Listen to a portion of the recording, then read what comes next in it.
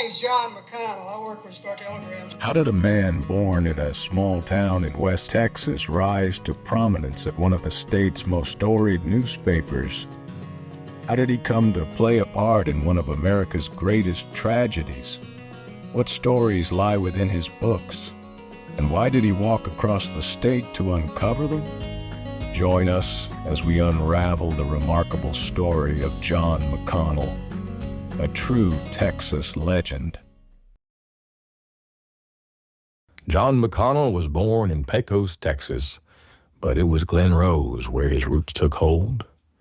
He grew up on a ranch where work came early and often, and the mesquite trees never seemed to end.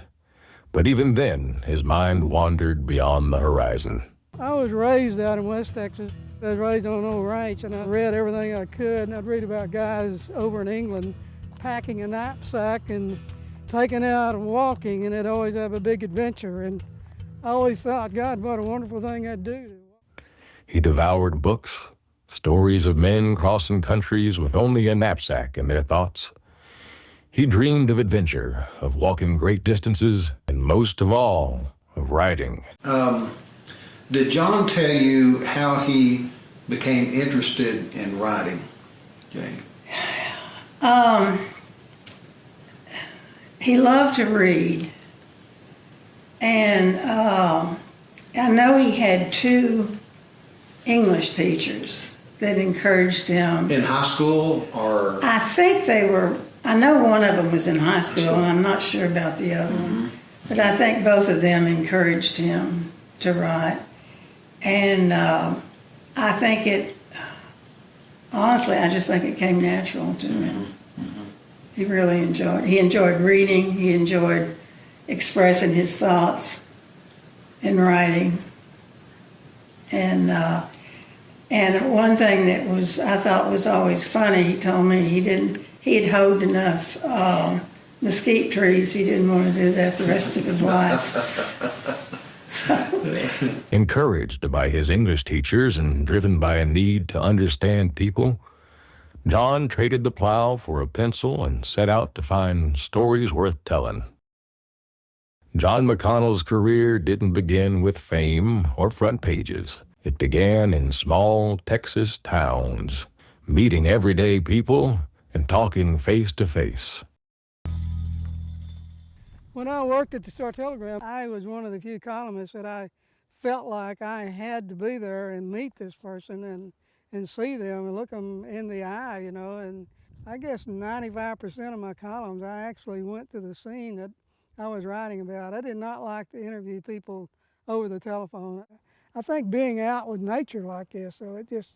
Did it inspire you? It inspires you. I mean, you can sense, you sense the smell and the sense the hearing of things that the people don't, drive down the road, they don't get to do this. His commitment to the craft quickly set him apart, establishing him as one of the Star Telegram's top reporters. You know what, it's really interesting because, first of all, he's a great writer, and which was obvious by how they were treating him there. And the contributing editors in those days, and that's something they had newly created, these were the superstars of the newsroom. They would take on the big stories, whether they were straight news stories or the investigative stories. And to add that title of not just writer but contributing editor meant that they were standing out. They were the standouts at the newspaper. His work had earned his place in the newsroom, just in time for history to turn. In November of 1963, the world stopped. The assassination of President John F. Kennedy stunned the nation. And for John Mcconal, it was the loss of a hero.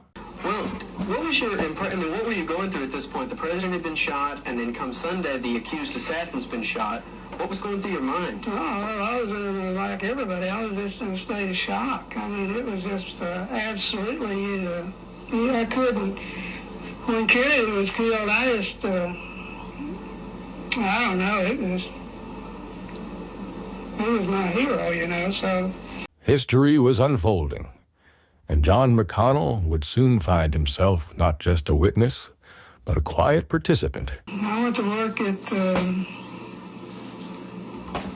I was working the morning shift then, and so when I went to work, I know Chief Craig, Horace Craig, told me that I was going to cover the funeral. I went out to the cemetery, and quite a few newsmen there, and news people there from all over the country. We were standing around, and when the hearse drives up, and my memory may be wrong on this, but it was a funeral home, Miller Funeral Home in Fort Worth that had the body. And the guy who was driving the hearse, I remember, I used to call him when I was working the police beat, checking, we'd call all the funeral homes and see if they had anything that would be worth a story. So I personally knew this guy. So he drives up, and the news media is standing there, and this is my memory of it, okay? Because I know there's a lot of people said this differently. Sure. But he knew me personally, and he said, matter of fact, he said, Bunky, will you help unload the casket?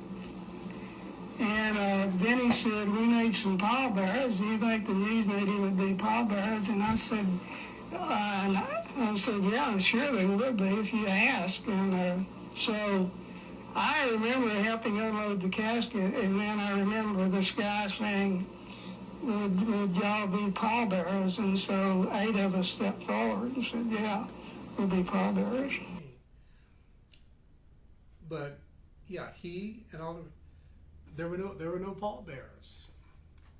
And when the funeral home said, we need to get the casket to the gravesite, John and several other people, I think Mike Blackman, who was with the Associated Press, and some other people volunteered.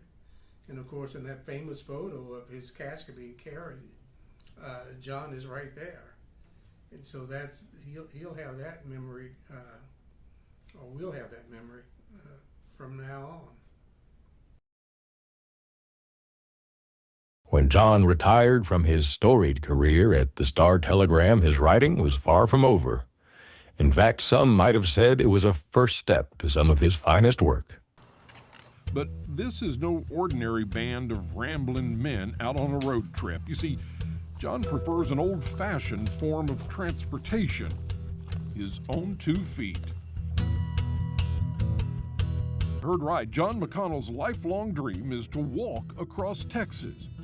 All of it, from town to town and campsite to campsite. John makes it a point to stop and smell the roses whenever possible, following the road wherever it leads. John would take his adventures on the road, crossing bridges, walking great distances, and meeting new people. This would culminate in 2 books, Bridges Over the Brazos and A Walk Across Texas. And we started out in Stonewall County